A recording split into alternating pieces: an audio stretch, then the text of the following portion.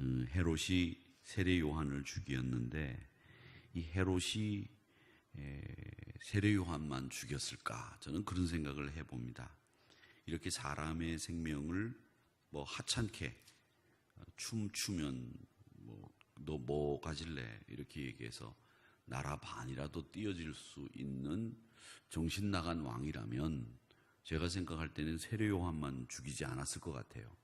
또 다른 사람들도 꽤 많이 죽였을 거다 이런 생각을 해봅니다. 어찌나 자기 마음에 안 맞으면 무조건 불러다가 시위병을 시켜서 목을 치는 일들을 뭐 자기 밥 먹듯이 할 수 있는 사람이 헤롯이 아니었겠는가 이런 생각을 해보는데, 이 헤롯이 그 악한 모습들이 어떤 모습들이 있는지를 살펴보면 우리에게 반면 교사가 되리라 생각을 합니다. 이 헤롯이 제일 먼저 악한 모습을 보여주는 것은 그의 부도덕함이 제일 우선적으로 우리의 눈에 띕니다. 헤롯의 부인은 원래 어떤 사람이었는가 하면 아랍 왕의 딸이 헤롯의 원래 부인이었다고 합니다. 그런데 마음에 들지 않는다고 이혼을 하죠. 지금도 그 이슬람 교도들이 여자하고 이혼을 하면 뭐 전화 문자로만 너 싫다, 너하고 이혼하겠다 3번만 선언하면 그냥 이혼이 된다고 하던데, 그 법이 이제 얼마 전에 없어졌다는 뉴스를 여러분 보셨을 겁니다. 근데 마음에 들지 않는다고 이혼하는 일들이 고대 사회에서는 비일비재했는데 그렇게 이혼을 했습니다. 근데 이혼 사유는 정확히 말하면 밉다는 거죠. 여러분 살면서 언제나 다 고우면 괜찮지 않겠습니까? 살다 보면 부부도 미울 때가 있잖아요. 그렇죠? 그러면 그때마다 다 이혼하면 같이 살 사람이 어디 있겠습니까? 그런데 밉다는 이유로 아랍 왕의 딸과 이혼을 합니다. 그리고 결혼을 다시 하는데 이 결혼을 정상적으로 자기가 좋아하는 여자를 만나서 정상적인 여자를 만나서 결혼하면 됐는데 이 결혼이 문제가 있었습니다. 어떤 문제가 있었는가 하면 자기 동생이었던 헤롯 빌립이라고 하는 친구가 있었는데 이 헤롯 빌립이라고 하는 친구의 부인이 헤로디아라고 하는 여자가 있었습니다. 그러니까 자기 제수씨죠. 그 제수씨가 자기가 눈에 보니까 괜찮아 보여요. 그러니까 자기가 자기 동생의 부인을 자기 부인으로 삼는 부도덕한 일을 하게 되는 거죠. 근데 성경에 보면 요세푸스는 뭐라고 얘기를 하는가 하면 자기 동생 헤롯 빌립의 부인인 헤로디아를 보고 그 요염함에 반했다라고 하는 겁니다. 요염함이 뭔지는 잘 모르겠는데 저도 요염함 하고 있는 게 그게 요염함인지 뭔지는 잘 모르겠습니다만은 그 요염함에 반해서 결혼을 했다 이렇게 기록을 하고 있습니다. 그러니까 이 부도덕함, 자기의 동생의 부인을 자기 부인으로 삼을 정도로 자기 욕심이 끌리는 대로 사는 사람이 헤롯이었다 이렇게 볼 수가 있습니다. 여러분 이 땅에 진리가 사라지는 이유 중에 하나가 뭐냐면 자기 욕심 끌리는 대로 사는 이 부도덕함이 자리 잡기 때문에 이 세상이 자꾸 진리가 사라지는 겁니다. 더러운 모습들이 넘치는 이유는 왜냐하면 성스럽고 거룩한 가치를 인정하는 사람들이 점점 줄어들기 때문에 그렇다는 겁니다. 그러기 우리 믿음의 사람들은 이 헤롯을 보면서 거룩한 것, 성스러운 것, 이 성결교회이기 때문에 특별히 이 성결이라고 하는 것이 얼마나 우리에게 소중한 믿음의 가치인지를 깨닫는 것, 그것이 이 부도덕한 사회를 향해서 우리가 던져줄 수 있는 메시지다 이렇게 볼 수 있겠습니다. 그 다음에 헤롯이 또 잘못한 것은 그의 허영심입니다. 분수 없는 자기 과시, 이런 게 허영심인데 사람들에게는 어느 정도 허영심이 있죠. 자기 이름을 드러내고 싶어 하는 거, 또 자기의 존재를 부각시키고 싶은 이런 마음들이 있습니다. 그 욕구가 지나칠 때 그걸 허영심이라고 부릅니다. 늘 자기 이름을 드러내기를 원하고 늘 자기 존재가 그 모임에서 두각을 드러내야 된다고 생각하는 마음들, 이게 허영심인데 이 허영심이 많은 사람들이 명예욕도 강합니다. 그 명예욕이 강한 사람들이 허영심도 강하고 그런 분들이 보면 대체로 겸손하기보다는 다른 사람들을 지도하려고 하고 이런 것들이 다 이렇게 악순환이 돼서 그분의 인격을 형성하는 경우들이 있는데, 빌립보서 2장 3절의 말씀에 보면 아무 일에든지 다툼으로 하지 말고 허영으로 하지 말고 겸손한 마음으로 각각 남을 자기보다 낫게 여기라는 말씀이 있습니다. 그러니까 여러분, 우리 믿음의 사람들이 가져야 될 것은 뭐냐면 남을 나보다 낫게 여기는 마음을 가지고 신앙생활을 하는 거, 그리고 사람 관계를 맺는 거, 이게 참 필요하다고 생각을 합니다. 내가 남보다 낫다고 생각하면서 만나고 또 저 사람보다 내가 더 두각을 드러내야 된다고 생각을 하고 산다면 그게 바로 허영심이고 명예욕에 치우친 모습이다라는 거죠. 그래서 항상 그 사람들이 걸어가는 걸음에서, 믿음의 걸음, 인생의 여정에서 이 허영심과 명예심에 휘둘리지 않도록 하나님 저를 지켜주세요, 이렇게 기도하는 자세가 필요합니다. 왜냐하면 이 허영심이나 명예를 추구하는 마음이 뭐 큰 자리를 가지고 그렇게 얘기하는 거 아니에요.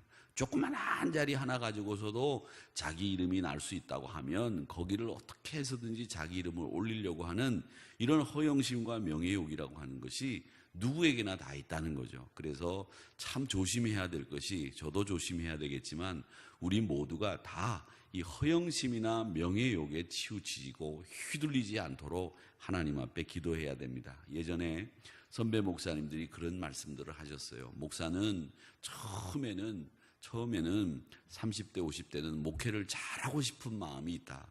그러다가 50대 중반쯤 되면 교회를 건축하고 싶은 욕심이 생기고, 그 다음에 60대 중반이 되면 자기 이름을 올리고 싶은, 어떻게든지 올리고 싶은 명예욕이 생기는데 그것을 조심해라, 이렇게 말씀하셨어요. 근데 이렇게 제가 젊었을 때는 또 그런 말을 하시고 그러고 막 에이 이랬는데, 시간이 지나 보니까 그 말이 수긍이 돼요. 그 때마다 그 사람이 그 인생의 그 때마다 가지고 있는, 갖게 되는 그 마음가짐들, 이런 것들 때문에 쓸데없는 마음들이 생기는 경우들이 많다라고 하는 겁니다. 그 허영이라고 하는 단어가 베인이라고 하는 영어 단어를 씁니다. 베인이라고 하는 말을 쓰는데, 예전에 유명한 팝 가수가, 부부가 팝 가수였는데 부인이 부른 노래가 So Vain이라고 하는 노래를 부른 적이 있었어요. 근데 그 가사를 들어보면 어떤 노래냐면, 친구들과 사귀는 것도 자기가 좋아서 사귀는 것도 그것도 So Vain이라는 거예요. 허영이라는 거죠. 근데 이 Vain이라고 하는 말이 VAIN이거든요. 근데 이 말이 무슨 말이면 속이 텅텅 비었다, 이런 말이에요.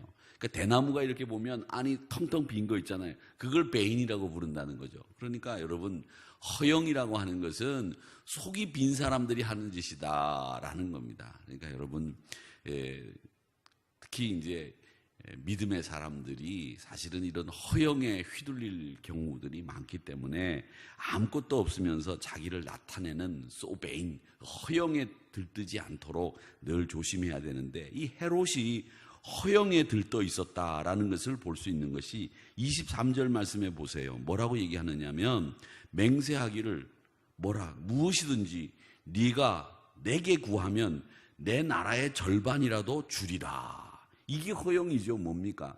자기가 자기 나라 절반을 줄 수나 있습니까? 또 줄 거라고 생각하나요? 아니죠. 이런 말들을 많이 한다는 거죠.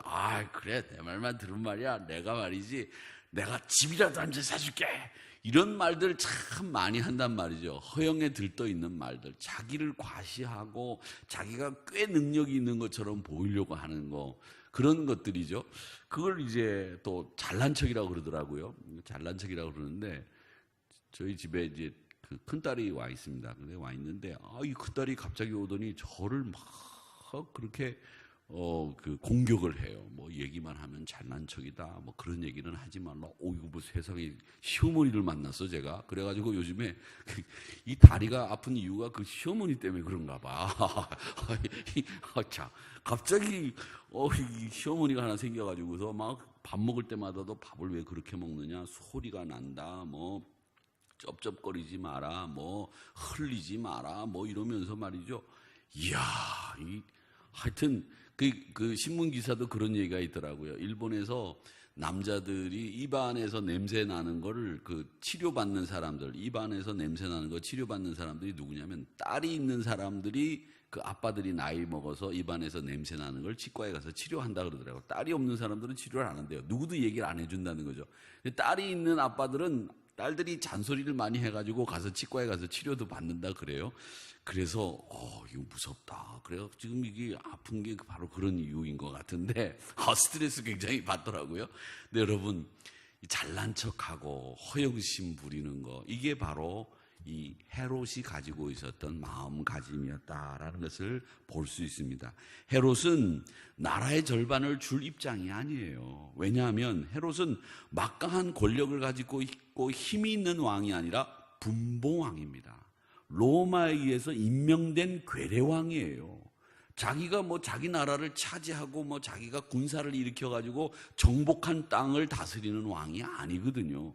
그런데도 자기가 로마가 이스라엘을 4등분 해가지고 준 분봉왕에 지나지 않으면서 내 나라의 절반이라도 줄게, 이런 얘기를 하면서 말이죠, 침 질질 흘리면서 이런 허영심에 들떠 있었던 모습을 우리에게 보여주고 있다라고 하는 것을 우리는 보는 겁니다. 그래서 성경은 뭐라고 말씀하시냐면 시편 131편에 이렇게 얘기합니다. 여호와여, 내 마음이 교만하지 아니하고 내 눈이 오만하지 아니하오며 내가 큰 일과 감당하지 못할 놀라운 일을 하려고 힘쓰지 아니하나이다 라고 얘기를 합니다. 이 말은 뭐냐면 내가 도전하지 않습니다, 나는 도전의식이 없습니다, 이런 말이 아니라 하나님, 저는 제 마음을 늘 겸손한 데 두겠습니다, 교만한 데 두지 않겠습니다 라고 하는 말씀입니다. 허영을 경계하는 시편 기자의 고백이죠. 그러니까 허영은 멀리 해야 되고 허영에 힘쓰지 말아야 됩니다. 허영은요, 양심을 더럽혀요. 그리고 허영은 사람을 망치게 하는 것이 허영의 대표적인 잘못된 모습들이라고 하는 것을 결국 아셔야 됩니다. 그래서 이렇게 헤롯은 허영 때문에 망하게 되었다라고 하는 것을 볼 수 있습니다. 자, 그 다음에 또 이 헤롯은 하나님을 의식하는 사람이 아니라 사람만 의식하고 사는 사람이라는 것을 보여줍니다. 26절에 보면 왕이 심히 근심하나 자기가 맹세한 것과 그 앉은 자들로 인하여 그를 거절할 수 없는지라. 여기 보면 그 앉은 자들로 인하여 거절할 수 없었다라고 하는 말은 뭐냐면 양심의 소리를 안 듣고 그 앉아있는 사람들만 의식하니까 세례 요한의 목을 베라, 이렇게 이야기를 했다라고 하는 겁니다. 헤로디아의 딸이 헤롯에게 세례 요한의 목을 요구한 것은 여러분, 그럼 부도덕한 요구이고 부당한 요구예요. 그러면 그건 안 된다. 세례 요한이 그동안 하나님의 선지자로 사역을 하면서 하나님의 메시지를 던져주지 않았니? 그래도 하나님의 사람이라고 하는 그분을 우리가 죽인다고 하는 것은 말이 안 된다. 이렇게 정확하게 이야기할 수 있어야 되는데 나라의 반이라도 주겠다라고 하는 허영어린 말을 한 다음에 사람들이 앉아있는 앞에서 자기가 한 말이 시건이 될까 봐 그 사람들만 의식한 채로 세례 요한을 죽이는 이런 짓을 저지른다라고 하는 겁니다. 여러분, 사람만 의식하는 사람들이 가장 큰 불행을 겪게 되는 이유가 뭔지 아십니까? 사람의 눈만 피하면 된다라고 하는 그 잠깐만 속이고 기만하면 된다고 하는 그 생각 때문에 이런 일들이 벌어지는 거예요.